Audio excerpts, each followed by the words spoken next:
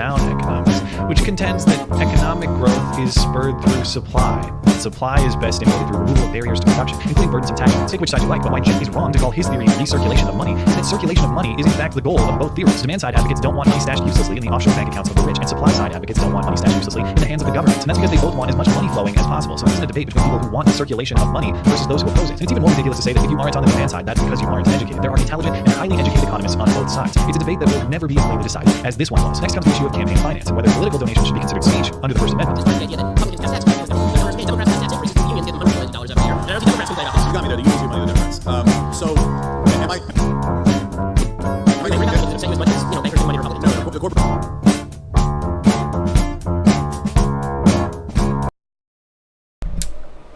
All right, let's hear what Shapiro says in response to this.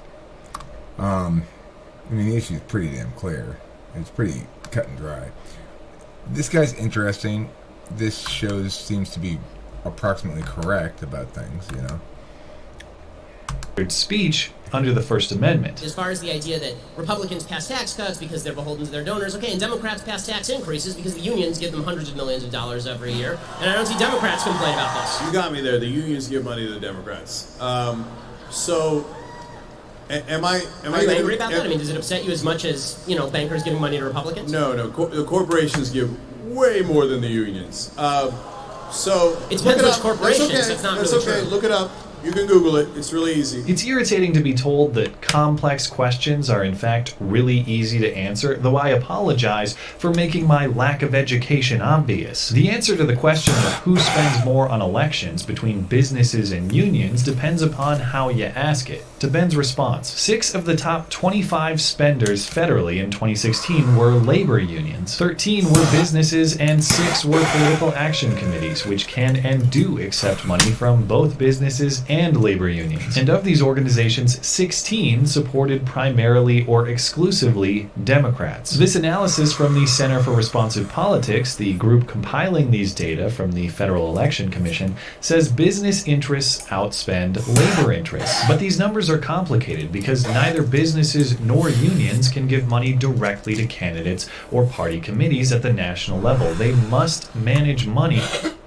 Okay, so the big issue here is not what they're talking about, even though. This is what I call getting noted down. It is not a competition between unions and corporations in the sense that they're trying to make it out to be. Because, of course, unions have an actual uniform policy goal, whereas corporations don't.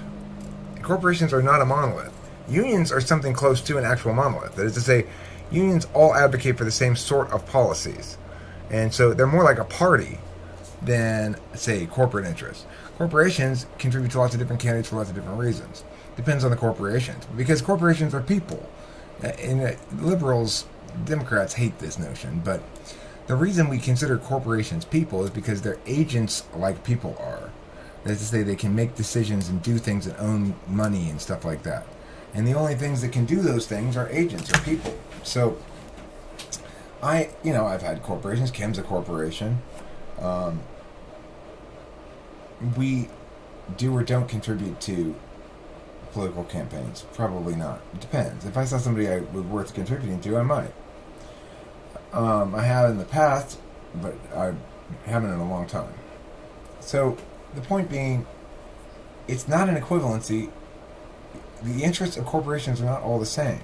Now, it may be true that no wise corporation wishes to bring more regulation down on their head, wishes to bring more government interference into their business, but it's nevertheless the case that corporate interests are specific, whereas union interests are broad.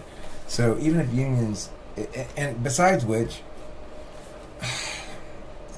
yeah, it is a little bit more complicated than Cenk or whatever his name is says. I don't know who the fuck that guy is. This guy knows what he's doing. He's smart. He's a little condescending in his own right, sort of, but so am I, so that's fine. through those political action committees. So what do you do about a company CEO or a union boss who makes political contributions as an individual? Well, this analysis lumps those contributions in with the organizational spending, which creates a crucial caveat in their conclusion that business interests outspend labor. Individual contributions are categorized as a business interest based on the donor's occupation or employer. Since nearly everyone works for someone, and since union affiliation is not listed on FEC reports, totals for business are overstated while labor is understated. So if you work at Walmart and decide to make a donation to a candidate for federal office, this analysis counts your contribution as a Walmart contribution, even if you hate the company and you gave to Bernie Sanders. The other difficulty with this analysis is it says nothing about state and local elections, where teachers unions or other public sector unions are often major players and often much more powerful than they are nationally. And look, Cenk may be right. If you believe the people compiling these federal data, business interests do outspend labor interests at the national level. But it's clearly not a question as simple as Google it. It's not even a question as simple as add up the numbers. It's more like hire staff and then scour millions of campaign contribution records and then make difficult decisions about how to categorize the data and still come up with an answer that is rich with asterisks. But if you're trying to make a convincing case, and I have sympathy for anyone trying to make a convincing case against Ben Shapiro, I wouldn't want to make a convincing case for gravity against Ben Shapiro. If you're having trouble, drop the ace of spades. Let me make this clear right now. Find me a point where I disagree with Ben Shapiro on, easy enough to find one, no doubt. I will tear him to pieces. Now, this guy has better FE than me, because he's not afraid to concede that Ben Shapiro is the beast or whatever. He ain't no beast compared to me. Sorry. I'll tear him to pieces. If the guy's willing to debate me and we can find something to debate on, I will tear him to fucking pieces. All in racist. It's what Cenk opts to do in response to Ben's criticism of the identity politics within the Democratic Party. What's become more common is that on the left, there's this retreat to intersectionality as an identity politics. This idea that if we can cobble together a group of people who are feeling victimized by American society, and we have black people, and we have Hispanic people, and we have women, we have gays, and lesbians, and transgenders, and they all feel really bad about how American politics is going. And if we push that notion, we can create a coalition. There'll be a brand new coalition never before seen in American politics. Look, this idea of identity, that Democrats want identity politics, and some of them do. But let's not forget that Republicans do the same and worse. Who was the one who came up with the Southern strategy? That was the Republican Party. And the Southern strategy was, let's go get racist white voters in the South. That's a fact. Once again, it's this wonderful capitalist invention called Google. Google it. 2 Republican chairmen have said, yes, we did do that strategy, and we apologize. So that's a fact. They're the ones who invented identity politics. You like identity politics when it serves your interests, but all of a sudden when we say, hey, can black people have the same rights as white people? Oh, identity politics. Can gay people have the same rights as straight people? Identity politics. It's called equality. Look into it. It's called America, okay? Actually, to the question of can black people have the same rights as white people, we all said yes, with the Civil Rights Act of 1964. To the question of can gay people have the same rights as straight people, the Supreme Court said yes, more than 2 years ago. But again, Cenk tells us to Google a question that is actually pretty complex and not entirely clear. Why did the South turn from a Democratic stronghold into a Republican one after the Civil Rights Act? Cenk says it was deliberate racial pandering from the Republican Party, but there are plenty of other cases to be made. Some argue religious institutions created the shift. Some argue the explanation is economic. To his point on Republican chairman admitting to it, it is true that Ken Mehlman in 2005 and Michael Steele in 2010 both discussed the party's disconnect with minority voters and referenced the Southern strategy in particular, with Mehlman calling it, quote, wrong. But to Cenk's specific claim of formal apologies, I don't see any record of those. So let's say close enough for Cenk. Let's grant him that the Southern strategy was real and that the Republican Party has apologized for it. His argument still isn't in the clear. If the damning evidence for your case is who invented identity politics, why not discuss the Ku Klux Klan's first Grand Wizard, a Confederate veteran and Democratic politician, Nathan Bedford Forrest? If you want something more recent, in 1956, nearly 100 Democratic legislators wrote the Southern Manifesto, condemning the Brown v. Board decision. Okay, I'm going to draw this video to a close. This guy's good. He's interesting. I think what's of note here is, most of note of all, is the typical tendency and need for some reason to demonize a group of others. Now, there's no doubt that this Cenk Uyghur guy is a fucking moron and just, oh, I mean, please. Why is he, how can he even stand up there and act as though he's holding his own? That's called perceptual dominance. Like, the guy does not seem too flustered up there. That means he's not thinking at all about the logic of what he's saying. He's simply thinking about the FE parts of it. But my question is, it's not Republicans that are the problem. And it's not Democrats that are the problem. And it's not right-wingers and left-wingers that's the problem. It's on any given issue, a willingness to misunderstand the realities of what one is advocating. That's it. And you see it in Cenk Uyghur there the whole time. He is unwilling to accept the realities of what he's dealing with. He's not willing to face the truth. It's the same sort of situation with Brittany as it is with Cenk over there. What's the problem with Cenk? He's not willing to face the truth. Or Cenk. Whatever, however you fucking pronounce his name. I don't give a fuck. It's not because I don't value foreign names or something. It's because I don't have any respect for the guy. Why would anybody have any respect for that Cenk Uyghur guy? Because he's not being honest. He's being dishonest. But in a sense, so is Ben Shapiro with all his leftists are like this, leftists are like that shit.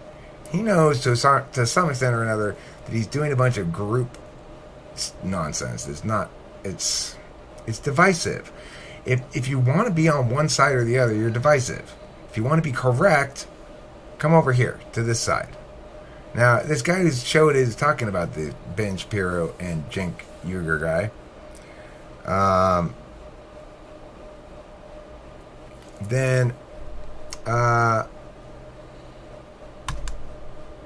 I'm sorry, I got distracted. It's a good show. He's smart. He understands things. He explains them well.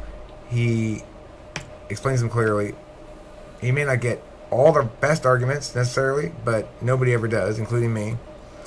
And he got a lot of good ones. He puts a lot of good arguments onto the flow there, so to speak. He's convincing in his argumentation, which I value a lot. Now, Kim wants me off the computer here, or off the video making for a second. I don't know what she wants. She probably wants to have sex again.